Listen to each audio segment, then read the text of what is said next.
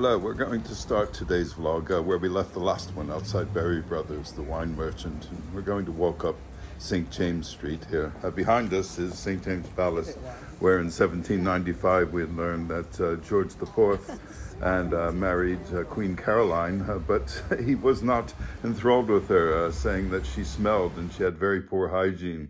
And she said that his portrait she had seen of him prior to the marriage did not reflect the fact that he was so fat.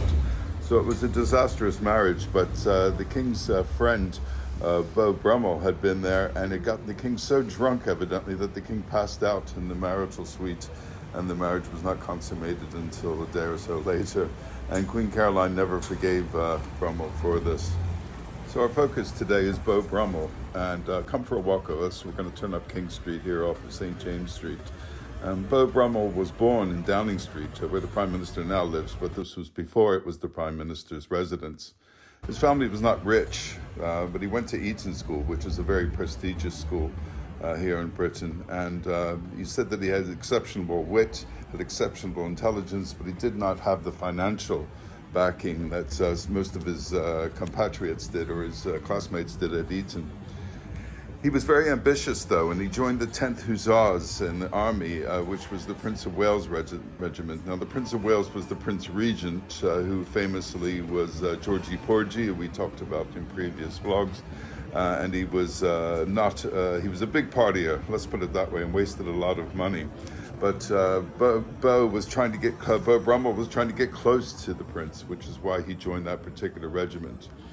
Now, he did meet the prince while in the army, and future George IV was taken by his style and his wit, because it said he dressed immaculately, including inventing the cravat.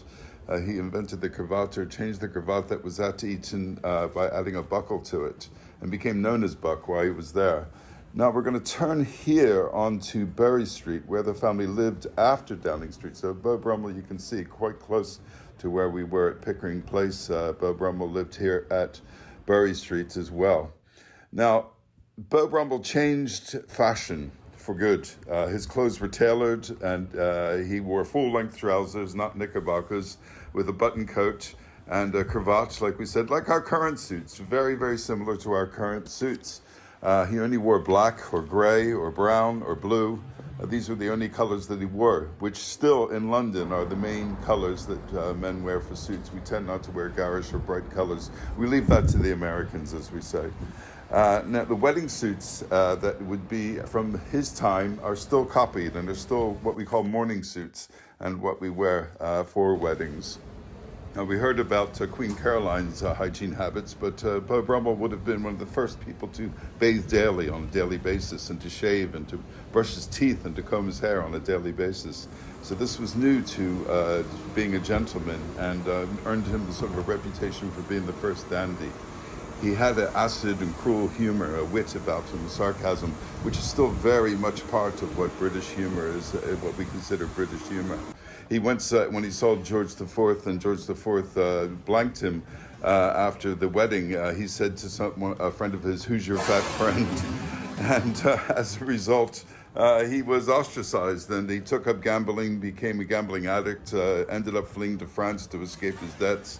And there he lived out his days in insanity in the end. But we owe Beau Brummell for the modern suit fashion that men have, the color preferences that we have in London, personal hygiene, washing, combing our hair, toothbrushes, washing our teeth, and also the wit and sarcasm of the British is down to Beau Brummell.